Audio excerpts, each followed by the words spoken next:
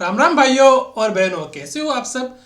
पटवार 2025 hard challenge day 4 में आप सभी का हार्दिक स्वागत है। दोस्तों, हमने 70 डे हार्ड चैलेंज रखा है पटवार अभ्यर्थियों के लिए, क्योंकि हमको पता है कि हमारे 70 दिन बाकी है। 70 दिन में से हमारे 4 दिन कंप्लीट हो चुके हैं। दोस्तों, हम 70 दिन के अंदर हमारे गणित और रीजनिंग को बहुत अच्छे से कर लेंगे, क्योंकि हमें पता है कि हमारा गणित और जो रीजनिंग है उसका पोर्शन कितना है। उन दोनों में से हमारे प्रश्न कितने कितने नंबर आने के प्रश्न आने वाले हैं। 90 नंबर के प्रश्न आने वाले हैं, अर्थात 45 प्रश्न आएंगे हमारे मैथ्स और रीजनिंग में से, जिसमें से मैं मान के चलता हूँ कि हमारे 25 के आसपास, ये मान लेता हूँ कि अपन 25 से लेकर 30 क्वेश्चन, 25 से लेकर 30 क्वेश्चन हमारे किसके आएंगे, गणित के। और बाकी जैसे 15 से लेकर 20 क्वेश्चन हमारे रीजनिंग के आने के चांस है। दोस्तों, हम बिल्कुल बेसिक से पढ़ेंगे। 70 डे हार्ड चैलेंज एक ऐसा चैलेंज है जो सभी पटवारी भर्ती अभ्यर्थियों के लिए चैलेंज है, क्योंकि इस चैलेंज को अगर किसी ने कंप्लीट कर लिया तो मैं मान के चलता हूं कि उसके 90 में से करीब करीब 85 प्लस नंबर तो उसके आ जाएंगे, क्योंकि बिल्कुल बेसिक से पढ़ रहे हैं हम और हर चीज को बिल्कुल बारीकी से अपन ध्यान में ले रहे हैं।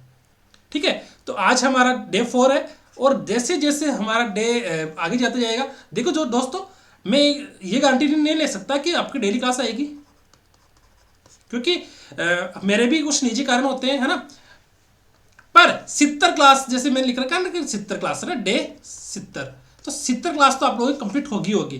किसी दिन 2 भी आ सकती है, किसी दिन 3 भी आ सकती है, तो टेंशन नहीं लेने का, है ना, टेंशन नहीं लेने का। मैं डेली की गारंटी बिल्कुल भी नहीं ले सकता कि आप लोगों की डेली क्लास आएगी, क्योंकि डेली क्लास लेना एक बहुत बड़ा चैलेंज है, क्योंकि इसके साथ साथ हमें बहुत सारे काम भी रहते हैं, है ना। घर फैमिली को भी संभालना पड़ता है, ठीक है, ऑफिस भी जाना पड़ता है, तो उसके बाद में मुझे जितना टाइम मिलता है वो मैं क्लास लेने की कोशिश करता हूँ। पर मुझे इतना पता है कि मेरा 70 डे है तो वो चैलेंज कंप्लीट जरूर होगा। ठीक है, वो चैलेंज मैं कंप्लीट जरूर करूंगा। क्यों करूंगा? क्योंकि मुझे पता है कि मेरे जो साथी हैं पटवार देने वाले, उनको गणित और रीजनिंग में बहुत बड़ी प्रॉब्लम आती है, क्योंकि मुझे पता है कि 8 लाख बच्चे सेट के अंदर पास हुए थे। उन 8 लाख में से हमारे पटवारी भर्ती की पोस्ट है 2020, तो इन कितनी कम पोस्ट के अंदर देखा जाए तो कंपटीशन बहुत तगड़ा रहने वाला है।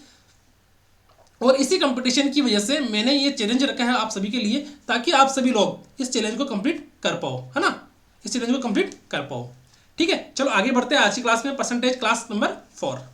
देखो, यदि किसी कस्बे की या वस्तु की जनसंख्या या वस्तु की लागत P है और वार्षिक वृद्धि दर R% है, तो T वर्षों बाद जनसंख्या लागत, तो T वर्षों बाद जनसंख्या लागत, जैसे किसी ने बोल दी यहां पर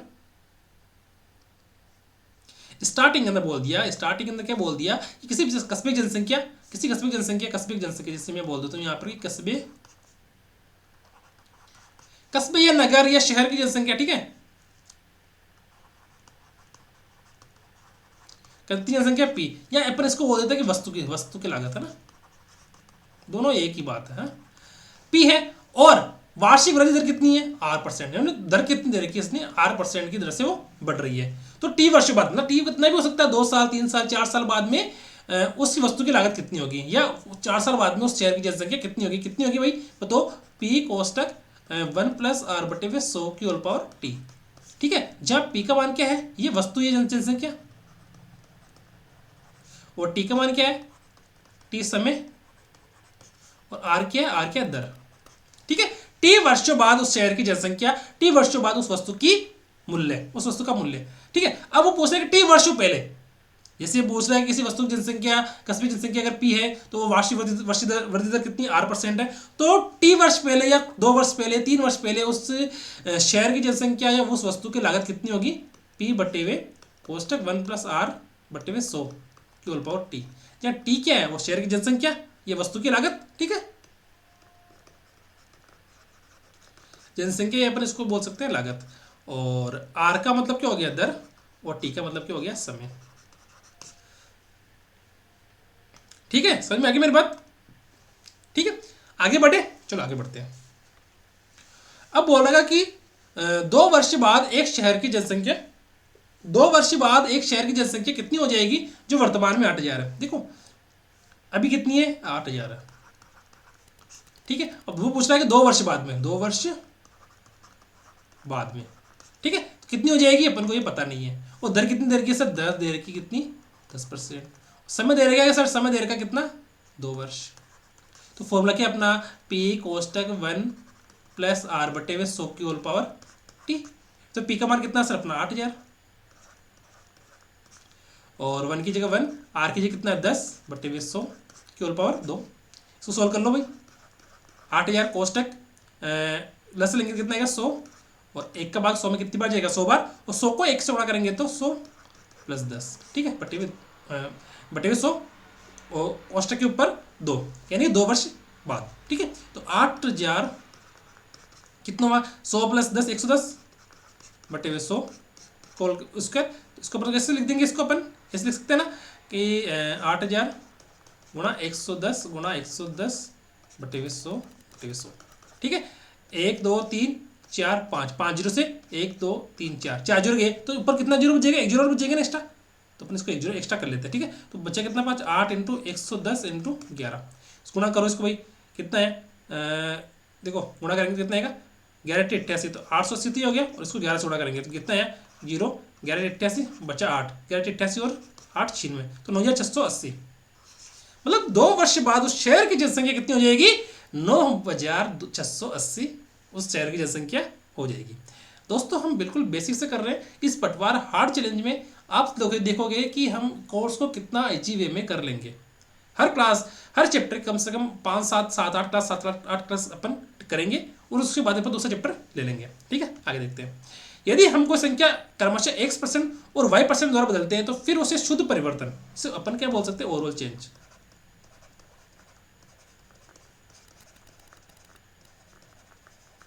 ये क्वेश्चन अपन ने कल भी किया था, ठीक है। देखते इसको क्या बोल सकते हैं, पहले x% बढ़ी फिर y% बढ़ी फिर ओवरऑल कितने बढ़ेगी xy बटे में 100, ठीक है। तो ये इतनी बढ़ जाएगी जो अपन ने कल भी देखा था इसको, ठीक है। आगे देखते हैं। यदि किसी कस्बे की जनसंख्या वस्तु की लागत p है और r% वार्षिक दर से वो क्या है घटती है, घटती है क्या, अच्छा घटती है, तो बोल रहा है कि t वर्षों बाद उस शहर की जनसंख्या उस वस्तु की लागत कितनी हो जाएगी p कोष्टक 1 माइनस आर बटे में 100 की होल पावर टी। अब पहले अपन ने जब बढ़ती है तो अपन ने क्या लेते हैं, बढ़ने पर अपन ने क्या लिया था पॉजिटिव और घटने पर क्या लेंगे अपन नेगेटिव। बढ़ने पर तो अपन क्या लेंगे पॉजिटिव और घटने पर क्या लेंगे नेगेटिव, ठीक है। समझ में आ गई मेरी बात। तो अपन यहां पर क्या आ गया अपना पी कोष्टक 1 माइनस आर बटे में 100 की होल पावर टी, ठीक है 100 की होल पावर टी। अब टी वर्ष पहले टी वर्ष बाद हो गया। अब जो बोल रहा है कि 2 वर्ष पहले उस शहर की जनसंख्या कितनी थी, 2 वर्ष पहले उस वस्तु की लागत कितनी थी, है ना। और जब क्या हो दर क्या हो घट रही हो, दर क्या हो यहाँ पर घट रही हो, है ना। तो क्या हो जाएगा पी कोष्टक 1 माइनस आर बटे में 100 की होल पावर टी, क्योंकि यहाँ पर अपन ने माइनस क्यों लिया क्योंकि r% क्या है वो घट रही है। जब r% वो घट रही है तो अपन उसको क्या लेंगे माइनस में लेंगे, ठीक है। यहाँ तक इसकी सोच समझ में आ गया मुझे बता देना। अब देखते हैं यदि किसी कस्बे की वर्तमान जनसंख्या p है, अच्छा अपन जनसंख्या p मान लेते हैं। किसी कस्बे की जनसंख्या वर्तमान में क्या है सर p है, हाँ मैं मान लिया p है। और जनसंख्या क्रमशः पहले दूसरे तीसरे वर्ष में क्रमशः r1 r2 और r3 की तरह से बढ़ती है, तो 3 वर्ष बाद शहर की जनसंख्या कितनी हो जाएगी बताओ 1 प्लस r1 बटे 100 1 प्लस r2 बटे 100 और 1 प्लस r3 बटे 100। अब यहाँ पे मैंने प्लस क्यों लगा क्योंकि वो क्या है बढ़ रही है, और अगर मैं माइनस लगा दूंगा तो क्या हो जाएगी वो घट रही है, ठीक है। जब घटती है तो माइनस में और पॉजिटिव कब आ जाएगा जब वो बढ़ती है। तो ये बोल रहा है प्लस कब लगाना अपन को जब जनसंख्या क्या हो बढ़ती हो, और घटने पर अपन क्या लगाएंगे माइनस का चिन्ह लगाएंगे। तो समझ में आ गई वो चीज़ ना, ये सेम ही देखो यहाँ पर देखो ये और ये है ना, और ये वाला फॉर्मूला ना ये दोनों सेम ही है, ये दोनों सेम ही है, ठीक है। इस फॉर्मूले में अंतर पता क्या है, इस फॉर्मूले में अंतर क्या है, इसमें जो दर दे रखी है वो हर साल अलग अलग चेंज हो रही है, इसमें जो दर दे रखी है वो हर साल अलग अलग चेंज हो रही है। और अगर मैं कहूं कि वही चीज होती जैसे सपोज करो 2 साल ही होती डायरेक्ट तो 1 प्लस r1 r बटे में 100 लिख देते अपन, है ना, क्योंकि दर क्या हर बार समान रह रही है, पर यहाँ पर दर बार बार बदल रही है तो अपन इसको पहले बार r1 मान लेंगे, फिर 1 प्लस पहले दूसरी बार r2 मान लेंगे और तीसरी बार क्या मान लेंगे 1 प्लस r3 बटे में 100। और अगर वो क्या कह रहा है कि वो कह रहा है कि r1 और r2 ही होता तो अपन क्या लिख देते हैं कि r1 और r2 ही लिख देते हैं, यहाँ पर इसको अपन नहीं लिखते, ठीक है। यहाँ तक समझ में आ गया। आगे देखते हैं महत्वपूर्ण कुछ बिंदु है वो उसको देखते हैं। देखो यदि किसी राशि में x% की वृद्धि की जाती है और फिर इससे x% घटाया जाता है, देखो पहले तो वृद्धि कर दी कितनी की, x% की, कितनी कर दी सर, वृद्धि कर दी,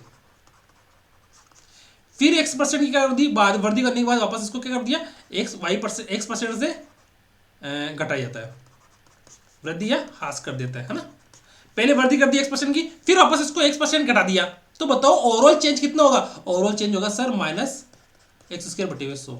अब माइनस क्यों लगाया यहाँ पर, या माइनस लगा दिया तो इसका मतलब क्या हो गया, वो घट रही है, या इसको अपने ऐसे लिख सकते हैं x²/100 क्या हो गया, परसेंट की कमी हो जाएगी, x²/100% की क्या हो जाएगी, वो कमी हो जाएगी, उसमें ओवरऑल कमी हो जाएगी। हालांकि ये मत की चीज, ये प्रश्न आप लोगों ने बहुत बार पढ़ा होगा, परसेंटेज के अंदर बहुत बार आप लोगों को आता भी होगा, पर अपन देखते हैं एक बार। जैसे पहले वस्तु के अंदर कितनी 10% की वृद्धि हुई सर, फिर कितनी सर 10% की कमी हो गई, तो कुल प्रतिशत परिवर्तन कितना हो, देखो इसको अपन देखो, पहले 10% की वृद्धि हुई, हाँ सर, इसको अपन इस फॉर्मूले से करते हैं, x+y+xy/100। तो प्लस प्लस कब लगाते हैं, जब वो वृद्धि होती है, वो माइनस कब लगाते हैं, जब वो हानि होती है, ठीक है। अब प्लस लगाया तो वृद्धि कितनी है 10% की, हानि कितनी है, फिर 10% की हानि होगी, प्लस माइनस करेंगे तो देखो माइनस, यहाँ पर माइनस लगाएंगे अपन, कितनी 10 × 10/100। देखो मैं कहता हूँ कि एक सूत्र होता है, जब गुणा के अंदर अपन क्या करते हैं, गुणा के अंदर जब प्लस वाली संख्या को प्लस वाली संख्या से गुणा करते हैं तो क्या आता है, प्लस आता है, प्लस वाली संख्या को माइनस वाली संख्या से गुणा करते हैं तो क्या आता है, माइनस आता है, माइनस वाली संख्या को प्लस वाली संख्या से गुणा करते हैं तो माइनस आता है, और माइनस वाली संख्या को माइनस वाली संख्या से गुणा करते हैं तो क्या आता है, प्लस आता है, ठीक है। तो यहां पर देखो, इसको मैं वापस लिख देता हूं, 10 प्लस में था, y कितने, y किसमें माइनस में है, प्लस x कितने, x प्लस में है सर, y 10 माइनस में है, x किसमें है सर, प्लस में, y कितने में सर, माइनस में /100। देखो ये प्लस में 10 और ये प्लस में और ये माइनस में, तो प्लस और माइनस देखो यहाँ पे प्लस और ये माइनस, प्लस माइनस माइनस क्या होता है, माइनस होता है, तो 10 - 10 -10 × 10/100, ठीक है। 10 से 10 कैंसिल हो गया, माइनस कितना हुआ, 0 से 0 कैंसिल हो गया, तो माइनस क्या बचा, 1%, है ना। तो मतलब 1% की उसमें ओवरऑल क्या होगी, हानि होगी, तो इसको अपन डायरेक्ट सूत्र से करेंगे, क्या होगा, 10 x²/100 आता है ना, वो x²/100 इस सूत्र से, तो x²/100 और x का मान कितना है, x का मान याद दे रखा 10, तो 10 का स्क्वायर/100, ठीक है, तो 100/100, ठीक है, 100 कैंसिल हो गया, तो 1% क्या होगी उसके अंदर, हानि होगी, 1% क्या होगी उसके अंदर, हानि होगी, ठीक है। तो ये बहुत सिंपल सा क्वेश्चन है जो आप लोगों को समझ में आ गया होगा, ठीक है, और नहीं आया तो मुझे कमेंट करके बता देना, ठीक है। अब देखते हैं कि यदि किस संख्या में a% की वृद्धि की जाती है और फिर इसे b% से घटा दिया जाता है, तो प्रतिशत में परिणामी परिवर्तन क्या होगा, देखो प्रतिशत में परिणामी परिवर्तन, देखो मैंने अभी क्या बताया आप लोगों को कि जब अपन गुणा करते हैं तो गुणा में क्या होता है, प्लस वाली संख्या को प्लस वाली संख्या से गुणा करते हैं तो प्लस आता है, प्लस वाली संख्या को माइनस वाली संख्या से गुणा करते हैं तो माइनस आता है, माइनस वाली संख्या को प्लस वाली संख्या से गुणा करते हैं तो माइनस आता है, और माइनस वाली संख्या को माइनस वाली संख्या से गुणा करते हैं तो प्लस आता है, ठीक है।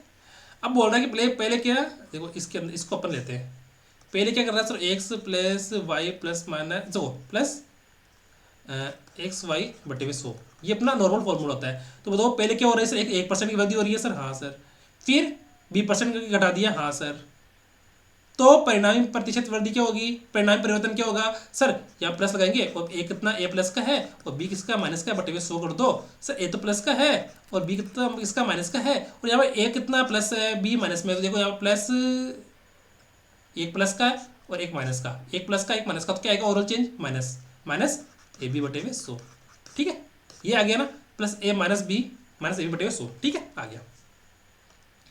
अब अपन करते हैं सेकंड वाला, देखो ये वाला, देखो यदि इस संख्या में a% की कमी की जाती है, तो पहले 1% कमी है तो a माइनस, फिर से b% से बढ़ा दिया जाता है, तो b कर दो प्लस कर दो, प्लस a% की कमी की, b% बढ़ा दिया, /100 कर दिया, ठीक है, माइनस a + b, देखो माइनस a और प्लस b, देखो a तो माइनस में है और b प्लस में है, तो क्या आएगा, माइनस में आएगा ओवरऑल चेंज चिन्ह, तो माइनस ab/100, ठीक है, माइनस a + b - ab/100, समझ में आ गया मेरी बात, क्या है इसका, माइनस a + b - ab/100, ठीक है। यहां तक जिसको समझ में आ गया वो मुझे कमेंट करके बता देना, ठीक है। अब देखते हैं कि यदि किसी संख्या में पहले a% फिर b% की कमी की जाती है तो शुद्ध कमी प्रतिशत क्या होगी, देखो पहले a% कमी कर दी, हाँ सर, फिर b% कमी कर दी, हाँ सर, प्लस a% कमी कर दी, हाँ सर, b% कमी कर दी, हाँ सर, बटे हुए 100। ठीक है, जब बताओ यहाँ पर ए बी माइनस का है और बी बी माइनस का है, गुणा कर रहे हैं ना दोनों को, जब माइनस को माइनस वाली संख्या से गुणा करते हैं तो क्या आता है, प्लस आता है। तो माइनस ए आएगा, माइनस बी आएगा, और ये इसको माइनस वाली संख्या को माइनस वाली संख्या से गुणा करेंगे तो क्या आएगा, प्लस, प्लस ए बी बटे हुए 100। ठीक है, ये आ गया। तो ओवरऑल चेंज कितना हो गया इसमें, ओवरऑल परसेंटेज परिवर्तन चेंज कितना हो गया, minus a minus b plus a b बटे हुए 100% का इसमें ओवरऑल चेंज हो गया। ठीक है, ये करते हैं। यदि किसी संख्या में पहले a% की वृद्धि करी जाती है तो a% की वृद्धि कर लो, फिर b% की वृद्धि की जाती है तो b% की वृद्धि कर लो, तो कितनी वृद्धि हुई परिणामी बताओ, प्लस ए बी बटे 100। ये तो पता है हमको कि प्लस वाली संख्या से प्लस वाली संख्या से गुणा करते हैं तो प्लस आता है। ये तो अपने का यूनिट जो बोलते हैं ना, यूनिक है, यूनिक फॉर्मूला है। ठीक है, आगे देखते हैं। एक आयत की लंबाई में a% की वृद्धि की जाती है और चौड़ाई में b% की वृद्धि की जाती है, तो आयत के क्षेत्रफल में कितनी प्रतिशत की वृद्धि होगी। देखो आयत का क्षेत्रफल क्या होता है सर, आयत का क्षेत्रफल लंबाई इंटू चौड़ाई। ठीक है, ये होता है। पहले a% की वृद्धि की दी, हाँ सर, फिर b% की वृद्धि कर दी, हाँ सर, तो और चीज कितना हो गया, ए बी बटे 100। इसको अपन ऐसे भी लिख सकते हैं कि पहले आयत की लंबाई कितनी है सर, ए, लंबाई में कितनी परसेंट वृद्धि कर दी सर, a% की, चौड़ाई में कितनी की कर दी, b% की, तो क्षेत्रफल में कितनी परसेंट की वृद्धि होगी, ए बी बटे 100, a plus b plus a b बटे 100। यदि किसी वर्ग की भुजा, वर्ग का क्षेत्रफल क्या होता है, वर्ग का क्षेत्रफल, वर्ग का क्षेत्रफल होता है भुजा स्क्वायर, वर्ग का क्षेत्रफल होता है सर भुजा स्क्वायर, ये होता है ना। हाँ, जब वर्ग का क्षेत्रफल भुजा स्क्वायर होता है तो अपन क्या देखते हैं कि यहाँ पर जब वर्ग का क्षेत्रफल भुजा स्क्वायर, तो अपन देखो पहले a% की वृद्धि कर दी, फिर b% की वृद्धि कर दी, पर ए बी बटे हुए 100। दो यहाँ पर a और b का मान कितना है, वर्ग होता है a, जिसकी चारों भुजाएं बराबर होती है, जैसे ये हो गया वर्ग। ठीक है, a और a, इसकी चारों भुजाएं बराबर हो, तो अपन क्या कर सकते हैं, a plus A dot A बटे 100, a और a कितना हो गया 2a प्लस, और a को a से गुणा करेंगे तो a स्क्वायर बटे 100। ठीक है, 2a प्लस ए स्क्वायर बटे 100, 2a प्लस ए स्क्वायर बटे 100, यानी उसी वर्ग की जो क्षेत्रफल में उसके कितना परिवर्तन होगा, 2a प्लस ए स्क्वायर बटे 100 का 100% का परिवर्तन हो जाएगा। ठीक है, समझ में आ गया मेरी बात यहाँ तक। ये नॉर्मल फॉर्मूले, अगर ये याद भी नहीं हो ना, कोई दिक्कत वाली बात नहीं, अपन इसको बेसिक तरीके से भी और सीख लेंगे। यदि वृत्त की त्रिज्या में 1% की वृद्धि की जाती है तो इसके क्षेत्रफल में कितनी वृद्धि होगी। देखो ये सेम टू सेम वही है। देखो वृत्त क्या होता है, वृत्त ये रहा, ठीक है, ये त्रिज्या r होगी और इसका परिमाप क्या होता है, वृत्त का परिमाप होता है 2πr। वृत्त का क्षेत्रफल क्या होता है,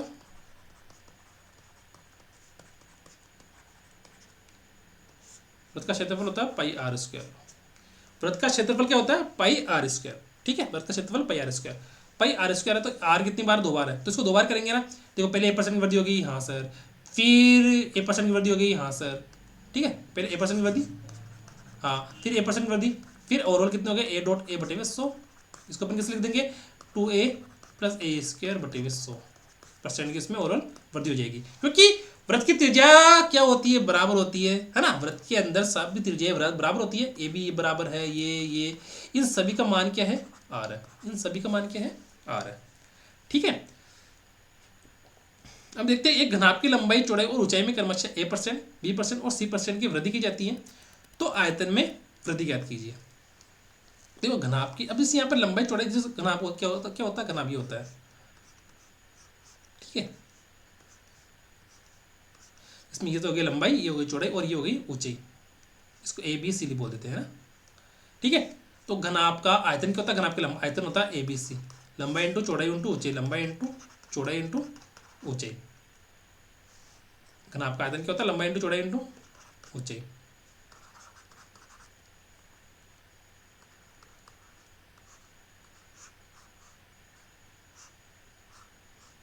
ठीक है, ये हो गया घनाभ का आयतन। ठीक है, अब देखो इसमें क्या, घनाभ का आयतन, इसमें जैसे तीन बार यदि 1% की वृद्धि की जाती है, फिर b% की, फिर c% की, या घनाभ की लंबाई में 1% की, चौड़ाई में b% की और ऊंचाई में c% की वृद्धि की जाती है, तो ओवरऑल आयतन में कितने परसेंट की चेंज हो गया, कितने परसेंट की वृद्धि होगी बताओ। देखो a plus b plus c, ठीक है, plus a b plus b c plus c a बटे 100 प्लस ए बी सी बटे 100 का होल स्क्वायर।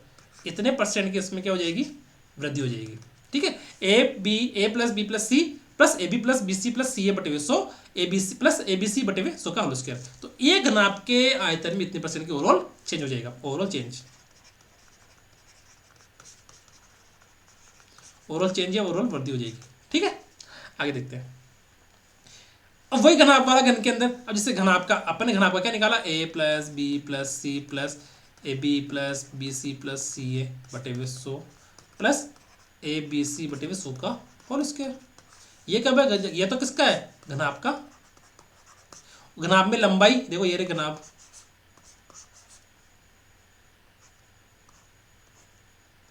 ठीक है, ये लंबाई, ये चौड़ाई और ऊंचाई। ठीक है, पर ये तो घनाभ है, वो घन में क्या होता है, घन में लंबाई चौड़ाई ऊंचाई दोनों क्या होती है, बराबर होती है।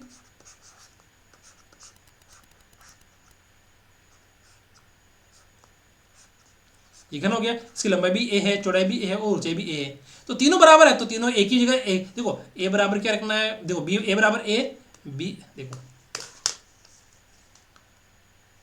देखो देखो ए बराबर ए रखना है और बी बराबर भी ए रखना है और सी बराबर भी ए रखना है, क्योंकि घन के अंदर है ना, घन में लंबाई बराबर चौड़ाई बराबर क्या होती है, ऊंचाई होती है। ठीक है, तो ए बराबर क्या रखना है, ए बी बराबर ए सी बराबर ए प्लस ए बराबर ए बराबर बी बराबर ए बी बराबर ए सी बराबर ए प्लस सी बराबर ए और ए बराबर ए बटे 100 प्लस ए बराबर ए बी बराबर ए सी बराबर ए बटे 100 का होल स्क्वायर। ठीक है, ए क्या हो जाएगा 3a प्लस ए स्क्वायर प्लस ए स्क्वायर प्लस ए स्क्वायर कितना हो जाएगा 3a स्क्वायर प्लस ए करके ए क्यूब बटे 100 का होल स्क्वायर। ये तो हो गया ओवरऑल चेंज, या इतने परसेंट आयतन की उसमें वृद्धि हो जाती है। ठीक है, यहां तक जिसको समझ में नहीं आया वो कमेंट करके बता देना। ठीक है, अब देखते हैं कि एक निश्चित राशि का a% पहले आदमी द्वारा, जैसे कोई निश्चित राशि पर मान लेते हैं 100 रुपये मान लेते हैं, तो इनमें से a% पहले आदमी द्वारा, ठीक है, और b% शेष राशि का b% दूसरे आदमी द्वारा। देखो अपन पहले मान लेते हैं कि टोटल अपने पास 100 रुपये है ना, ए बी और सी 100 रुपये, तो a% पहले आदमी द्वारा खर्च कर लिया जाता है ना। ठीक है, एक निश्चित राशि a% आदमी द्वारा लिया जाता है। ठीक है, शेष राशि जो 100 में से जो बचेगी ना, उससे है ना, उसमें से जो 100 में से शेष बचेगी ना, ए घटाने पर, उसमें से b% कौन सा लेता है, दूसरे आदमी द्वारा लिया जाता है। और अंत में जो शेष राशि बचेगी ना, ए और बी को छोड़ने के बाद, तो उसमें से भी c% उस शेष राशि में से भी कौन लिया जाता है, तीसरा आदमी ले लेता है। तो बोलता है कि x रुपये उसके बाद में कितने बचते हैं, x रुपये उसके बाद शेष बचते हैं। तो बताओ वो शुरुआत में कितने रुपए थे, बताओ शुरुआत में कितने रुपए थे, x प्लस 100 बटे 100 माइनस एक ए गुणा 100 बटे 100 माइनस बी गुणा 100 बटे 100 माइनस सी। ठीक है, ये ओवरऑल शुरुआती रकम आ गई। ठीक है, इसको अपन ऐसे देख सकते हैं कि शुरुआती रकम देखो, पहले a% पहले आदमी द्वारा लिया जाता है, फिर जो बची राशि उसमें से b% दूसरे आदमी द्वारा लिया जाता है, फिर जो राशि बची उसमें से तीसरा कौन सा राशि लेगा, c% लेगा। तो ओवरऑल लास्ट में कितना राशि बचती है, x% बचती है, x रुपये लास्ट में बचता है। तो बताओ शुरुआत में कितने रुपए थे, शुरुआत में कितना था, x गुणा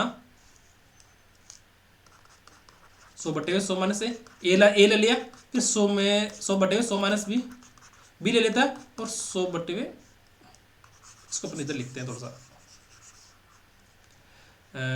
x गुणा 100 बटे 100 माइनस ए गुणा 100 बटे 100 माइनस बी गुणा 100 बटे 100 माइनस सी। तो ये इसके अंदर ओवरऑल राशि ली जाती है। एक निश्चित राशि का a% पहले आदमी द्वारा, शेष राशि का b% दूसरे आदमी द्वारा, और अंत में शेष राशि का c% तीसरे आदमी द्वारा लिया जाता है। तो अंत में x रुपये शेष राशि बचती है। तो शुरुआत में कितने रुपए थे, शुरुआत में ये रुपए थे। ठीक है, अब देखते हैं कि यदि किसी राशि में a% की वृद्धि की जाती है, देखो यहाँ पे तो कमी हो रही है ना, कोई राशि लेता है तो क्या होती है, कमी होती है, और क्या होती है 1% वृद्धि की जाती है, और फिर b% वृद्धि की जाती है, और अंत में c% की वृद्धि की जाती है। तो परिणामी राशि कितनी है, x रुपये। बाद में जो राशि हुई ना वो x रुपये है। तो बताओ शुरुआत में रकम कितनी थी, शुरुआत में रकम कौन सी थी, इतनी रुपये थी, x गुणा, देखो यहाँ पर तो कमी हो रही है, आदमी द्वारा लिया जाता है तो क्या होता है, कमी होगी। तो यहाँ पर अपन ने क्या लगाया, माइनस लगाया। और यहाँ पर वृद्धि हो रही है तो अपन क्या कर देंगे, यहाँ पर प्लस लगा देंगे। 100 बटे हुए इसको अपने यहाँ कर लेते हैं, एक्स गुणा 100 बटे हुए 100 माइनस ए गुणा 100 बटे हुए 100 माइनस बी गुणा 100 बटे हुए 100 माइनस सी। ठीक है, यहाँ तक समझ में आ गई। आगे देखते हैं। यदि किसी राशि का 20% ए को दिया जाता है तथा शेष राशि का 15% बी को दिया जाता है और बाद में बची हुई राशि का 50% सी को दिया जाता है। यदि 1500 रुपये बचते हैं तो शुरुआत में कितनी राशि थी। अपन इसको ऐसे कर लो कि पैसे, देखो अपने सूत्र ये सूत्र लग जाएगा ना, ये वाला कि पहले A% B% C% दी जाती है ना। तो देखो अपन ने एक्स, ठीक है, गुणा 100 बटे हुए 100 माइनस ए गुणा 100 बटे हुए 100 माइनस बी गुणा 100 बटे हुए 100 माइनस सी। ठीक है, 100 बटे 100 माइनस सी। ठीक है, ये है ना। अब पहले कितनी सा राशि, एक से राशि बचती है तो 1500 आ गया। 100 बटे हुए 100 माइनस ए का मान कितना सर, ए का मान है यहाँ पर 20, बी का मान है 25 और सी का मान है 50। ये है ना, बी का मान कितना है सर 25 और सी का मान कितना है 50। ठीक है, तो एक की जगह कितना रखो, एक की जगह 100 माइनस 20 गुणा 100 बटे हुए 100 माइनस 25 गुणा 100 बटे हुए 100 माइनस 50। ठीक है, तो यहाँ पर लिख देंगे 1500 गुणा 100 में से 20 गया तो 80, 100 में से 25 गया तो 75 और 100 में से 50 गया तो 50। 50 दूनी 100, 2 बार कटा। ठीक है, और इसको किससे 20 से काटेंगे तो 5 बार और ये 4 बार, और ये कितनी बार कटेगा 25 से 4 बार और ये 5 बार। ठीक है, तो 1500 गुणा, देखो 1500 को वापस से लिखो, गुणा 5 गुणा 4 गुणा 2 बटे हुए 4 गुणा 5। ठीक है, तो 5 चौक 20, बचा कितना 1500 गुणा 2 बराबर 3000। ठीक है, 1500 गुणा 2 बराबर 3000। ये हो गया 5 और 4, ये हो गया 4 और 5, ये तो कैंसिल हो गया। फिर बचा कितना 2, तो 15 2 30। ठीक है, समझ में आ गई मेरी बात यहाँ तक। और नहीं समझ में आई तो मुझे ये जरूर बता देना। ठीक है, एक बार आप वापस से चेक कर लो, मैं भी चेक कर लेता हूँ एक बार, सही है कि नहीं है, एक बार आप वापस से चेक कर लो। ठीक है,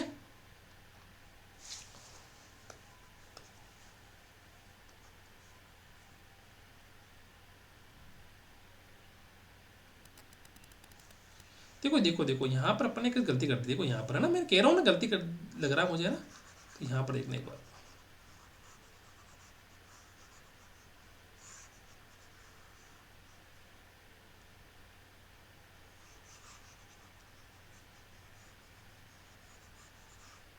देखना यहाँ पर अपन ने 100 में से 20 किया तो 80 आएगा ना। हाँ, और 100 बटे हुए 100 में से 25 किया तो 75 और 100 बटे हुए 50। ठीक है, अब देखो यहाँ 20 से काटेंगे तो ये कटेगा 5 बार और ये 4 बार, 25 से काटेंगे तो ये 4 बार और ये 3 बार और ये 2 बार कटेगा। ठीक है, उसको इसलिए लिख देते हैं 1500 गुणा 5 गुणा 4 गुणा 2 बटे हुए 4 गुणा 3। ठीक है, अब बताओ इसमें से 4 से 4 कैंसिल हो गया और 3 का भाग इससे 1500 कितनी बार जाएगा 500 बार। तो 500 को 10 से गुणा करेंगे तो 500 इंटू 10 बराबर 5000। ठीक है, तो शुरुआत में उसके पास रकम कितनी थी 5000 रुपए की। ठीक है, आगे देखते हैं। यदि किसी वस्तु के मूल्य में 1% वृद्धि या कमी करने पर एक व्यक्ति Y रुपए में 1 किलो वस्तु कम या अधिक खरीद सकता है, तो बताओ वस्तु की लागत में वृद्धि या कमी 100 बट्टे में 100 गुणा ए। ठीक है, ये कुछ सूत्र है, 100 बटे में 100 गुणा ए, और प्रारंभिक लागत कितनी आ जाएगी, कितनी आ जाएगी 100 बटे में 100 प्लस माइनस एक्स गुणा ए। देखो ऐसे प्रश्न जब आएंगे ना तब इन सूत्रों को अपन अच्छे से देखेंगे, क्योंकि सूत्र डायरेक्ट ऐसे समझ में आता नहीं है। यदि किसी वस्तु के मूल्य में 1% की वृद्धि की जाती है या 1% की कमी की जाती है, कमी करने पर व्यक्ति Y रुपए में 1 किलो वस्तु कम या अधिक खरीद सकता है, तो उसका प्रारंभ में वस्तु की लागत है, लागत में कमी या वृद्धि कितनी हुई थी 100 बटे हुए 100 ए। ठीक है, ये और उसकी प्रारंभिक लागत कितनी थी 100 बटे हुए 100 प्लस माइनस एक्स, प्लस कब लेके जब वृद्धि हो और माइनस कब लेंगे जब कमी हो, गुणा ए। ठीक है, अब देखो 30% कमी करने पर किसी वस्तु का मूल्य 3,500 कम हो जाता है, 3,500 रुपये हो जाता है, तो उसका वास्तविक मूल्य देखो पहले अपने मूल्य कितना था 100, ठीक है 100% था, यस सर 30% कम हो गया ना, तो कितना बच गया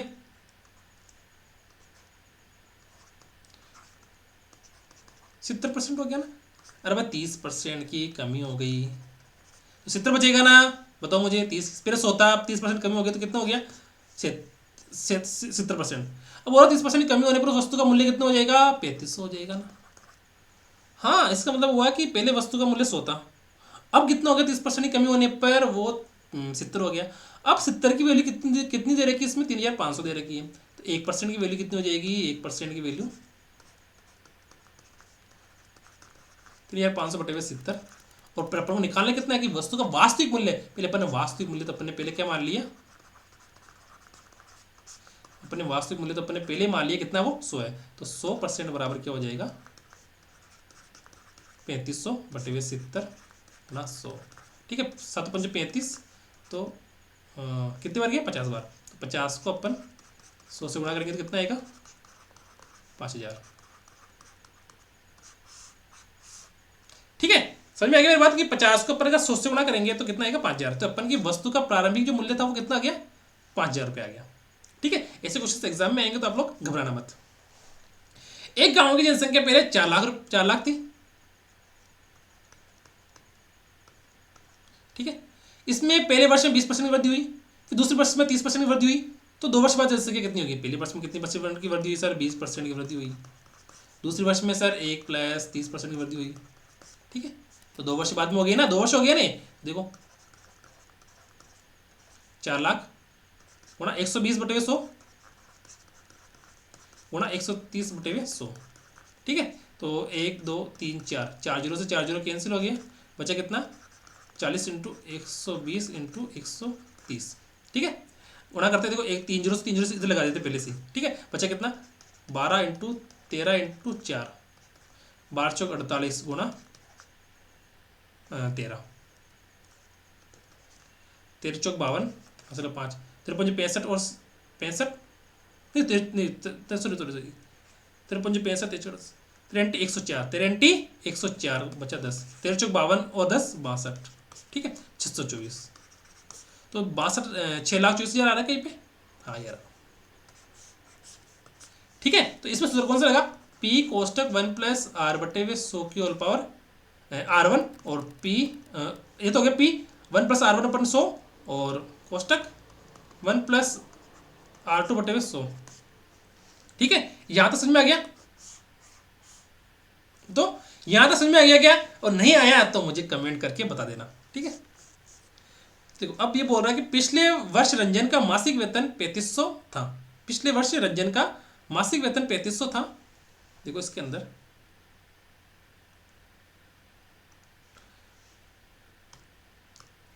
पिछले वर्ष है ना, कितने वर्ष था रंजन का मासिक वेतन 34,500 था, और इस वर्ष इसका मासिक वेतन कितना 38,640 है। तो इस वर्ष रंजन के मासिक वेतन में पिछले वर्ष के मासिक वेतन की तुलना में कितने % की वृद्धि हुई, पहले 34,500 था अब 38,640 हो गया। हाँ अब क्या हुआ दिक्कत है बताओ सर, पहले 38,000 बाद में हुआ 38,640 और अभी कितना 34,500, घटाओ भाई जीरो, वृद्धि कितनी हुई सर 4, 6 में से 5 गया तो 1, 8 में 4 गया तो 4, यानी 4,140। ठीक है यानी 4,140 है ना, 4,140 की क्या होगी उसके अंदर वृद्धि होगी। बताओ वृद्धि किस में हुई सर, वृद्धि 34,500 में हुई, तो 34,500 के इसमें भाग लगा दो, परसेंटेज में चेंज करने के 100 से गुणा कर दो, 100 से 100 कैंसिल हो गया, 2 जो कैंसिल, और 4,140 में किसका भाग लगाना अपन को 345 का। ठीक है मुझे ये बताओ 345 का इसमें भाग 11 क्या इसमें अपन किसका 15 का 15 दूनी 30 114, इसमें अपन 345 का भाग लगा देते डायरेक्ट ही। 345 का भाग कितने बार जाएगा, इसमें एक बार जा रहा है, तो 414 में 345 का भाग गया तो कितनी बार कितना बचा 14 से 5 गया तो 9, और यहाँ बचा कितना 0, 10 में से 4 गया तो 6, 10 में से 4 गया तो कितना बचेगा 6, और लगाएंगे क्या 0। अब 690 में 345 का भाग कितनी बार जाएगा, 34 34 38, 2 बार। ठीक है, कितनी बार गया, 2 बार। तो 12% अपना क्या हो गया ये, मतलब रंजन का पहले मासिक वेतन कितना था सर, 34,500, बाद भी कितना हुआ सर, 38,640। वृद्धि कितनी हुई, 4,160, 40 की। परसेंटेज में चेंज करने के लिए क्या करेंगे अपन, 34,500 का भाग लगाएंगे और गुणा करेंगे किससे, 100 से। यहाँ तक अगर किसी को समझ में नहीं आया तो मुझे कमेंट करके बता देना। ठीक है, एक मशीन का मूल्य हर वर्ष 5% घटता है। यदि मशीन का वर्तमान मूल्य 80,000 है तो 2 वर्ष बाद मशीन का मूल्य कितना होगा। पहले मशीन का मूल्य कितना सर, 80,000, घट कितना रहा सर, 5% घट रहा है। कितने वर्ष तक घट रहा है, 2 वर्ष तक घट रहा है। ठीक है, आगे ना इसमें फॉर्मूला कौन सा लगा सर, पी कोष्टक 1 माइनस आर बटे वे 100 की होल पावर टी। ठीक है, जहाँ पी का मान कितना है 80,000 और आर का मान कितना है 5% और टी का मान कितना है 2। सोल्व करो इसको, 80,000 और 100 में से 5 गया तो 95 बटे 100 की होल पावर कितना 2। सोल्व करो भाई, 80,000 गुणा 95 बटे 100 गुणा 95 बटे 100। ठीक है, 2 जीरो 2 जीरो कैंसिल। ठीक है, 8 इंटू 95 इंटू 95, तो 95 को 95 से गुणा करेंगे तो क्या आएगा, 95 इंटू 95, 9 5 45 हासिल का 4, नहीं सॉरी 55 25 हासिल का 2 और 5 9 45 2 47। ठीक है, हाँ 9 5 45 का 5 हासिल का 4, 9 9 81 22 83 84 85, 5 7 5 12 2 हासिल का 1 10 का 0 हासिल का 1 9,025। कितना है 9,025। समझ में आ गया मेरी बात, कितना क्या 9,025। अगर 9,025 का अपन किससे गुणा करना है अपन को, 8 से, 8 5 40 हासिल का 4, 8 देखो 8 8 2 16 16 और 4 20, 9 72, तो 72,200 72,200 आ रहा है क्या, ठीक है। अगर किसी को समझ में नहीं आए तो कमेंट कर देना कि सर हमारा अच्छी समझ में आने रही है तो तेमन करा दे होगी, तो करा दे आप लोग कौन सा पीछे लग रही है। ठीक है, तो यहां तक किस किस को समझ में आ गया मुझे बता दो, कि जिसको समझ में नहीं आया तो मुझे कमेंट करके बता सकता है कि ये चीज मुझे समझ में सर आई नहीं है। ठीक है, आगे देखते हैं। यदि चाय की कीमत में 40% की वृद्धि की जाती है, जैसे चाय की कीमत पहले कितनी थी सर 100 थी, वृद्धि करने पर कितना हो गया सर, 140 हो गई। ठीक है, काटो भाई इसको, कितना हो गया 5:7 हो गया ना, 5 से 10 से काट दिया तो कितना सर, 20 से काटे तो कितना हो गया 5:7। चाय की खपत में कितने प्रतिशत की कमी किया जाना चाहिए ताकि व्यय में कोई वृद्धि नहीं हो। मतलब व्यय क्या होता है, व्यय का मतलब व्यय क्या हो, व्यय समान रहे। व्यय समान रहे तो इसका मतलब क्या हुआ बताओ मुझे, व्यय समान रहे तो इसका मतलब क्या हुआ, जो खपत है ना उसका अनुपात क्या हो जाएगा, विपरीत हो जाएगा। विपरीत हो जाएगा नहीं तो बताओ, तो कितना हो जाएगा, पहले पहले 5 से 7 हो गया, अब 7 का क्या हो जाएगा, वो 5 हो जाएगा। देखिए चाय की कीमत में 40% की वृद्धि होगी। हाँ सर, कीमत में 40% वृद्धि होगी तो क्या हुआ, चाय की खपत में कमी करनी है ना अभी। देखो एक में वृद्धि हो गई तो एक में कमी करनी पड़ेगी, क्योंकि वे क्या कर रहा है यहाँ पर, वे क्या है यहाँ पर, मैं बताया था ना स्थिरांक, स्थिरांक वाला बताया था ना आप लोगों को मैंने, स्थिरांक वाला, स्थिरांक की अवधारणा या कांस्टेंट वाला ना, कांस्टेंट वाला मैंने आप लोगों को बताया था ना, वही रूल यहाँ पे काम आ रहा है कि कोई वे राशि है, जो वे होने वाला जो राशि है वो क्या है, एक तरह से उसमें कोई वृद्धि नहीं हो रही है, वृद्धि नहीं हो रही है तो मतलब वो क्या है, एक तरह से वे क्या है, वे यहाँ पर स्थिर है। ठीक है, वे में क्या हो रहा है, चेंज नहीं हो रही है। जब वे चेंज नहीं हो रही है तो जो चाय की कीमत है ना, उस कीमत का अनुपात उस खपत के अनुपात की क्या हो जाएगी, वो विपरीत हो जाएगी। और जब वे एकदम मैं कह रहा हूं कि वे जब सेम है तो कीमत का अनुपात खपत के अनुपात के विपरीत हो जाएगा। तो कीमत कितने के अनुपात में सर, 5:7 में, तो खपत के किस अनुपात में जाएंगे, 7:5 में। मुझे बताओ जब वस्तु की कीमत बढ़ गई तो आप लोग क्या करोगे, जैसे मैं कह दूँ 100 रुपये मेरे पास सर, 100 रुपये मेरे पास है ना, तो मैं 100 रुपये में 20 बिस्किट खरीद सकता हूँ मैं, 5 वाले। अब मैं कह दूँ कि वो 5 का बिस्किट 10 हो गया, 10 रुपये का आ गया, तो मुझे बताओ भाई लालो, अब बिस्कुट में 20 ही खरीदूंगा क्या, अरे अब तो बिस्किट 100 रुपये मेरे पास, 10 ही खरीदूंगा ना, है ना।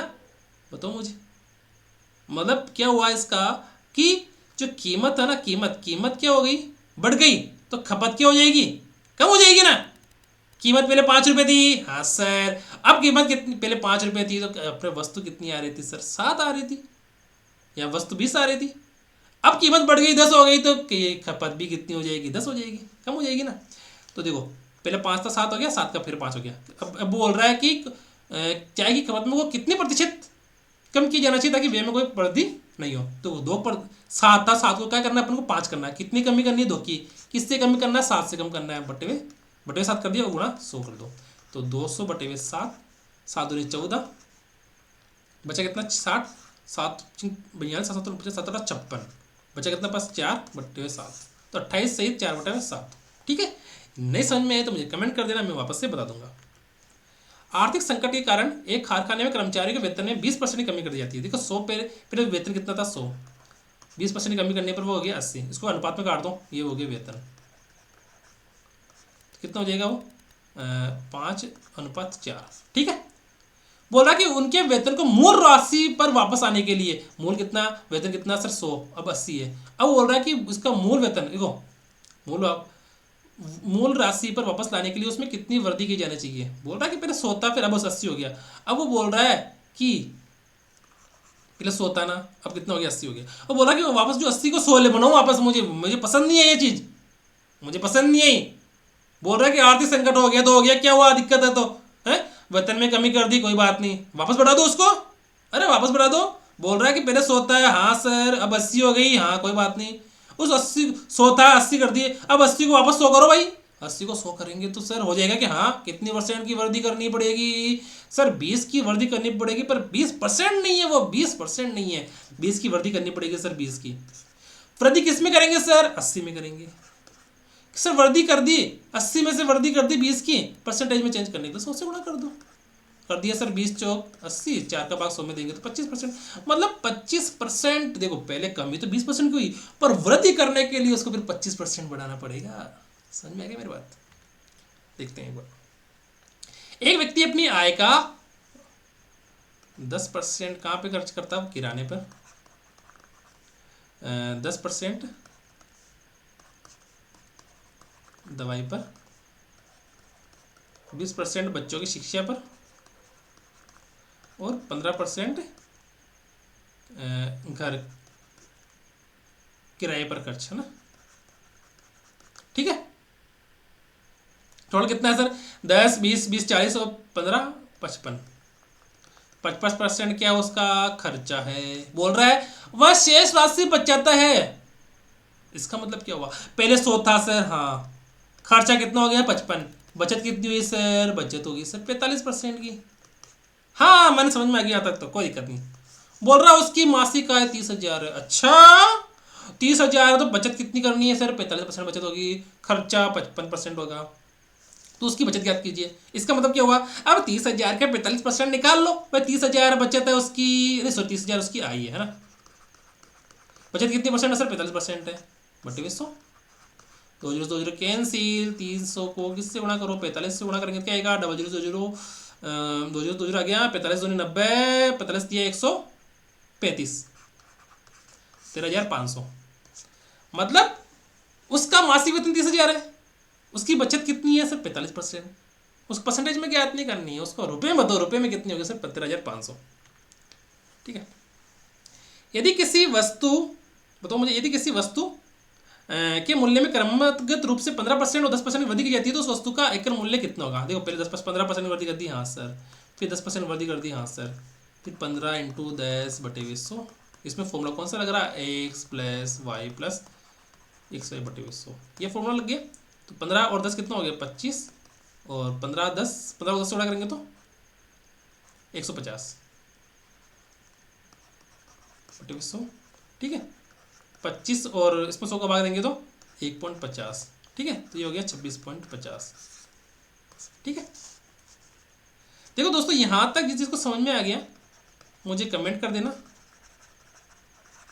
ठीक है, वीडियो को लाइक करना, शेयर करना, और अपने दोस्तों से शेयर करना, और चैनल को सब्सक्राइब करना। ठीक है, आज के लिए इतना ही। पटवार हार्ड चैलेंज में आप सभी का स्वागत है, और इस प्रकार से हम इस सीरीज को लगातार जारी रखेंगे। थैंक यू दोस्तों, थैंक यू।